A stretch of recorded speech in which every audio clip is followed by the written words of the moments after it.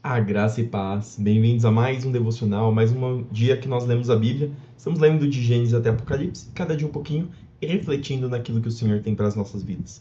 Vamos começar com uma oração? Senhor, obrigado por mais essa oportunidade de ler a Tua Palavra, de aprender mais de Ti. Continue nos abençoando, nos guardando, nos guiando. Isso que eu te peço e te agradeço em nome de Jesus. Amém.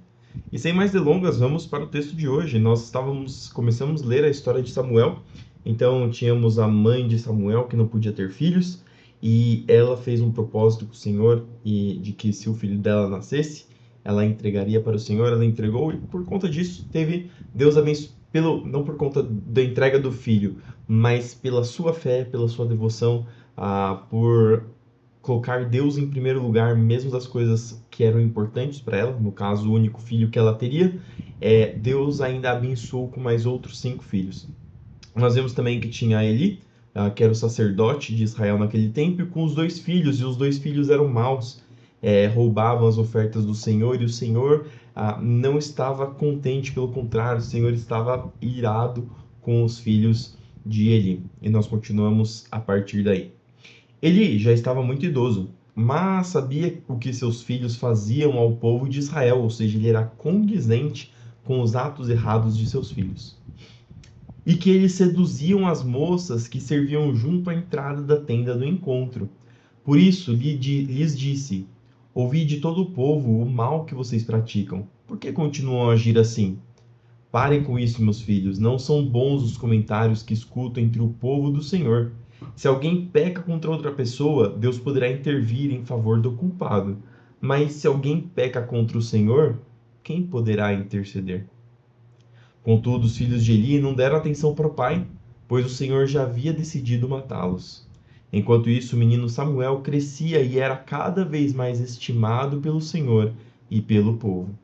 Certo dia, veio a Eli um homem de Deus e lhe transmitiu a seguinte mensagem: Assim diz o Senhor: Eu me revelei a seus antepassados quando eles eram escravos do Faraó no Egito.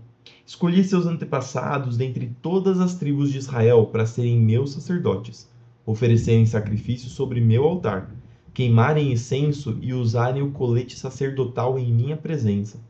Além disso, designei as ofertas queimadas dos israelitas a vocês, sacerdotes. Então por que você despreza meus sacrifícios e ofertas? Por que honra seus filhos mais que a mim? Pois você e eles engordam com as melhores partes das ofertas de meu povo Israel. Portanto, assim declara o Senhor, Deus de Israel: Prometi que membros de sua família da tribo de Levi sempre seriam meus sacerdotes. Agora, porém, declara o Senhor, isso não acontecerá. Honrarei aqueles que me honram e desprezarei aqueles que me desprezam. Está chegando o tempo em que acabarei com a força de sua família e nenhum de seus descendentes chegará à velhice. Você verá a aflição de minha casa, e quando eu trouxer todo o bem sobre Israel, ninguém em sua família chegará à velhice para testemunhar.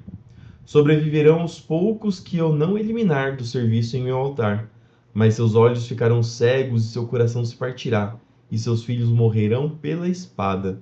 E, para provar que minhas palavras se cumprirão, farei que seus 2 filhos, Hofni e Finéias, morram no mesmo dia.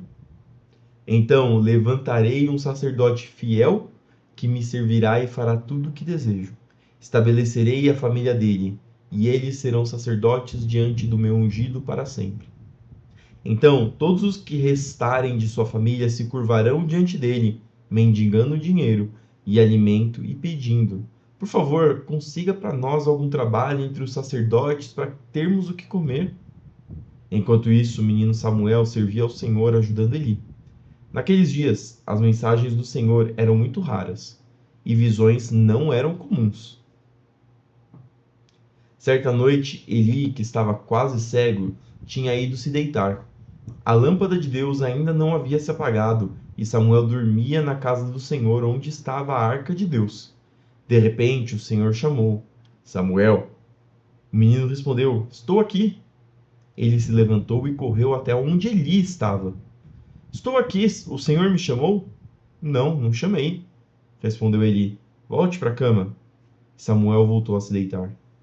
Então o Senhor chamou novamente: Samuel. Mais uma vez, Samuel se levantou e foi até Eli. Estou aqui, o Senhor me chamou? Mas Eli respondeu: Meu filho, não chamei. Volte para a cama. Samuel ainda não conhecia o Senhor, porque nunca havia recebido uma mensagem dele. O Senhor o chamou pela terceira vez, e novamente Samuel se levantou e foi até Eli.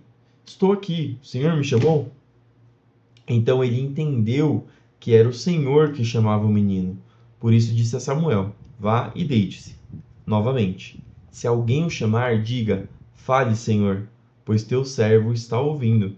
E Samuel voltou para a cama. E aqui só um título de curiosidade: nós tivemos ontem uma aula de escola bíblica, e toda vez que aparece Senhor escrito assim de forma maiúscula, todas as letras maiúsculas, é porque na versão original é escrito Yahvé. Então, aquele tetragrama, o YHVH, aqui em hebraico é o nome de Deus, é o Eu Sou, dito lá quando Moisés vai ver a sarça ardente. Então, só uma curiosidade, as aulas, e fazendo uma propaganda também para as aulas de quinta-feira que nós estamos tendo, os estudos bíblicos que nós estamos tendo, em que nós aprendemos muitas coisas interessantes. Então, o Senhor veio e chamou como antes. Samuel, Samuel. Samuel respondeu: Fala, pois teu servo está te ouvindo. Então o Senhor disse a Samuel: Estou prestes a realizar algo em Israel que fará tinir os ouvidos daqueles que o ouvirem a respeito. Cumprirei do começo ao fim todas as ameaças que fiz contra ele e sua família. Eu os adverti de que castigaria sua família para sempre, pois seus filhos blasfemaram contra Deus, e ele não os repreendeu por seus pecados. Por isso, jurei que os pecados de Eli e de seus filhos jamais serão perdoados por meio de sacrifícios, nem de ofertas. Aqui, só novamente relembrando, nós vimos que Eli repreendeu os filhos dele, mas provavelmente foi só no fim, só naquele momento, depois que os filhos dele já tinham feito muitas coisas erradas. Aí sim Eli repreendeu, mas ele foi conivente com o pecado dos filhos. E ele foi considerado culpado por ser conivente com o pecado dos filhos. Samuel ficou deitado até de manhã, e então se levantou e abriu as portas da casa do Senhor. Estava com medo de contar para Eli a visão que tivera. Mas Eli o chamou. Samuel, meu filho? Estou aqui, respondeu Samuel. O que o Senhor lhe disse? Perguntou Eli. Conte-me tudo, e que o Senhor o castigue severamente se você esconder de mim alguma coisa do que ele disse. Então Samuel contou tudo a Eli e não escondeu nada. Ele respondeu: É a vontade do Senhor, que ele faça o que lhe parecer melhor. À medida que Samuel crescia, o Senhor estava com ele e todas as suas palavras se cumpriam. E todo o Israel, desde Dan, ao norte, até Berseba, ao sul, sabia que Samuel havia sido confirmado como profeta do Senhor. O Senhor continuou a aparecer em Siló e a transmitir mensagens a Samuel ali. E as palavras de Samuel chegavam a todo o povo de Israel. Naquele tempo, Israel estava em guerra com os filisteus. O exército israelita tinha acampado perto de Ebenezer, e os filisteus acamparam em Afec. Os filisteus atacaram e derrotaram os exércitos de Israel, matando cerca de 4.000 homens. Terminada a batalha, os soldados voltaram para o acampamento, e as autoridades de Israel se perguntaram: Por que o Senhor causou nossa derrota diante dos filisteus? Vamos trazer a arca da aliança do Senhor desde Siló, para que esteja conosco e nos livre do poder do inimigo. Então enviaram homens a Siló para trazer a arca da aliança do Senhor dos Exércitos, que está entronizado entre os querubins. Ofni e Finéias, os dois filhos de Eli, acompanharam a arca da aliança de Deus. Quando todos os israelitas viram a arca da aliança do Senhor entrando no acampamento, soltaram gritos de alegria tão altos que fizeram o chão tremer. O que está acontecendo? Perguntaram os filisteus. O que significam esses gritos no acampamento dos hebreus? Quando souberam que era porque a arca do Senhor havia chegado, entraram em pânico. Os deuses vieram ao acampamento deles, disseram. Estamos perdidos. Nunca enfrentamos uma coisa assim antes. Estamos perdidos. Quem nos salvará desses deuses poderosos? São os mesmos deuses que destruíram os egípcios com pragas quando Israel estava no deserto. Nesse tempo já tinha passado mais de 400 anos da libertação do povo de Israel do Egito. E ainda assim, essa história era conhecida. Tenham coragem, filisteus, sejam homens, do contrário acabaremos como escravos dos hebreus, assim como eles se tornaram nossos escravos. Sejam homens e lutem. Então os filisteus saíram para a batalha e Israel foi derrotado. A matança foi grande. 30.000 soldados israelitas morreram naquele dia. Os sobreviventes deram meia volta e fugiram para suas tendas. A arca de Deus foi tomada. E Ofni e Finéias, os dois filhos de Eli, foram mortos. Olha que interessante, aqui nesse trecho, os israelitas usam Deus como se fosse uma ferramenta. Aqui não diz que eles consultaram a Deus para saber o que eles deveriam fazer, ou que eles pediram ajuda para Deus e Deus falou: leve a arca à frente para que vocês tenham vitória. Não, eles simplesmente levaram a arca da aliança que representava Deus, como se eles falassem: olha, temos aqui um objeto que representa a aliança de Deus, que representa a presença de Deus. E vamos colocar também os sacerdotes, que são aqueles que são representantes de Deus aqui na terra. Ofni e Finéias, que roubavam, que faziam coisas erradas, que apesar de terem o título de sacerdote, não faziam aquilo que o Senhor queria. E olha o que acontece. Não é porque nós decidimos falar que Deus vai à frente. Não, nós temos que entender a nossa posição como servos de Deus. Somos filhos? Somos. Somos amados? Somos. O Senhor tem promessas para nossas vidas? Tem, mas ele continua sendo Deus soberano, o Deus que merece obediência, o Deus que podemos pedir e clamar para que ele lute as nossas batalhas, mas não achar que o Senhor é simplesmente uma espada que nós desembanhamos a hora que quisermos para poder enfrentar quem quer que queiramos. E olha o que aconteceu. Eles perderam a batalha, Ofni e Finéias morreram e a arca de Deus foi tomada. Um homem da tribo de Benjamim correu do campo de batalha e chegou a Siló, ainda naquele dia. Tinha rasgado suas roupas e colocado pó sobre a cabeça. Ele estava sentado numa cadeira ao lado da estrada, esperando para ouvir as notícias da batalha, pois seu coração tremia pela segurança da arca de Deus. Quando o mensageiro chegou e contou o que havia acontecido, gritos ressoaram por toda a cidade. Eli ouviu os gritos e perguntou: o que é esse barulho todo? O mensageiro correu até Eli e contou a notícia. Eli estava com 98 anos e já não conseguia enxergar. Acabo de chegar do campo de batalha, disse o mensageiro. Fugi de lá hoje mesmo. Ele perguntou: o que aconteceu, meu filho? O mensageiro respondeu: Israel foi derrotado pelos filisteus e o povo foi massacrado. Seus dois filhos, Ofni e Finéias, também morreram e a arca de Deus foi tomada. Quando ele mencionou o que havia acontecido com a arca de Deus, ele caiu da cadeira para trás, ao lado do portão. Quebrou o pescoço e morreu, pois era velho e pesado. Havia sido juiz em Israel durante 40 anos. Aqui nós vemos que esse homem, apesar de tudo, apesar de encobertar os atos dos filhos, ele ainda se importava com o Senhor.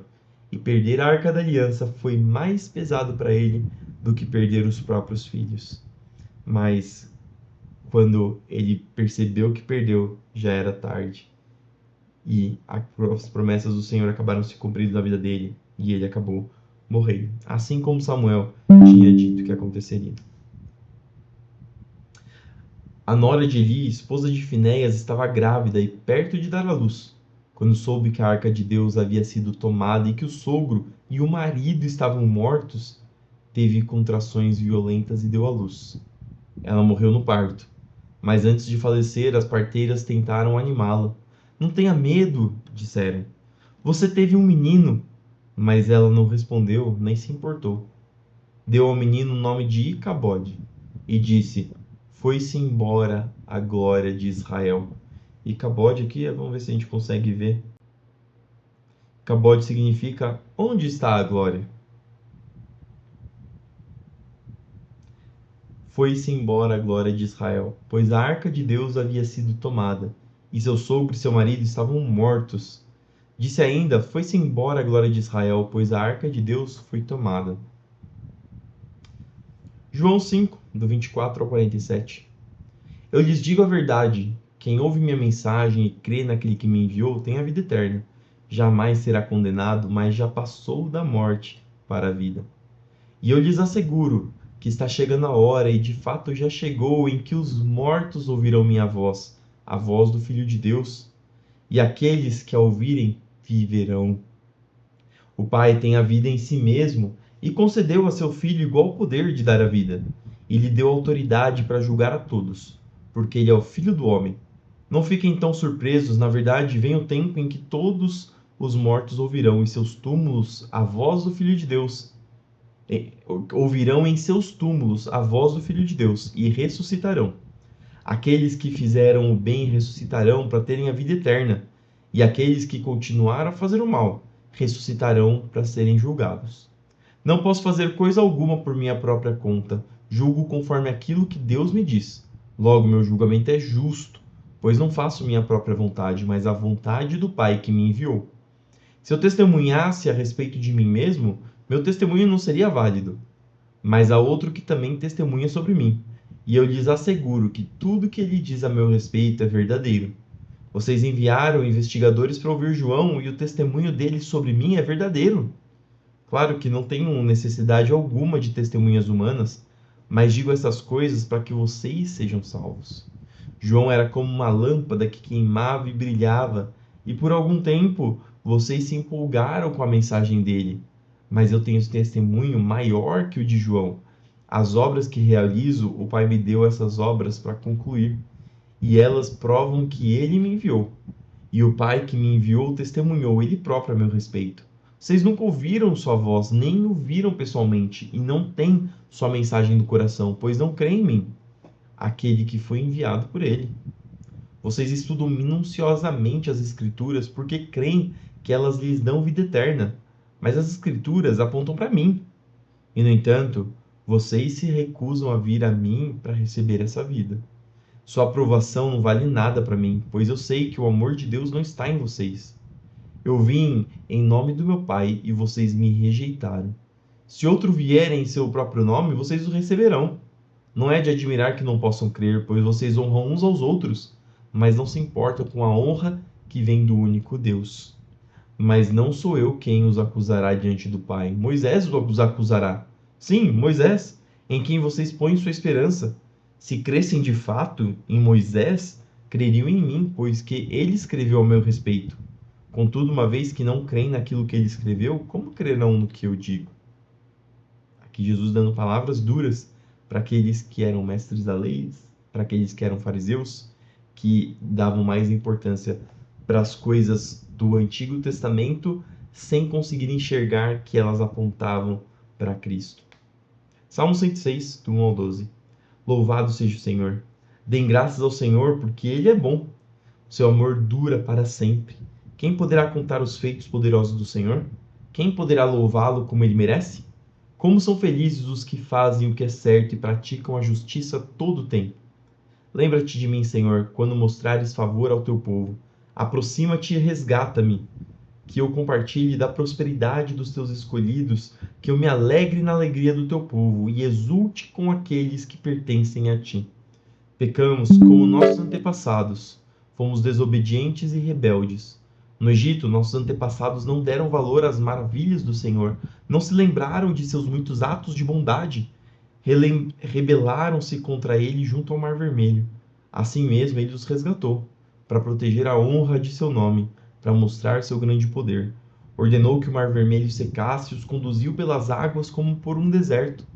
Ele o resgatou das mãos de seus inimigos e os libertou das garras de seus adversários. As águas se fecharam e cobriram seus opressores, nenhum deles sobreviveu. Então creram em suas promessas e cantaram louvores a ele. E por fim, Provérbios 14, do 30 ao 31. O contentamento da saúde ao corpo, a inveja como câncer nos ossos. Quem oprime o pobre insulta seu Criador, mas quem ajuda o necessitado honra a Deus. E essas foram as palavras de hoje, espero que elas entrem no seu coração, que façam morada, achem abrigo, que você possa continuar colocando em prática aquilo que o Senhor tem ensinado para nós. Senhor, obrigado por mais essa oportunidade, por mais esse dia. Obrigado porque o Senhor tem nos abençoado e nos dando direção. Abençoa, Senhor, o dia que virá, para que nós possamos trabalhar, estudar, fazer nossos afazeres, guiados por Ti, protegidos por Ti, para que o Senhor nos dê vitória em tudo que nós fizermos. Que nós possamos ter a oportunidade de pregar esse evangelho para outras pessoas e para que nós possamos ter ousadia, para que nós possamos ter sabedoria, para que nós possamos ter discernimento e, mais importante, para que nós possamos ser conduzidos pelo Teu Espírito, para que sejam as Tuas palavras e não as nossas. Senhor, abençoa os que estão enfermos, os que estão nos hospitais, os que estão feridos, Senhor, para que o Senhor possa recuperar, para que o Senhor possa trazer salvação, para que o Senhor possa trazer restauração, para que o Senhor possa trazer consolo para a alma, refrigério, Senhor, para aqueles que estão cansados e abatidos. Senhor, traga sustento para o seu povo, para que nenhum dos seus servos passe necessidade. Senhor, continua conosco, nos abençoando, guardando, protegendo. É isso que eu te peço e te agradeço, em nome de Jesus. Amém. Fique com Deus, que Deus te abençoe em tudo que você fizer, que tudo que você fizer prospere, e não se esqueça de fazer tudo para a glória do Senhor. Fique com Deus e até amanhã para mais um devocional.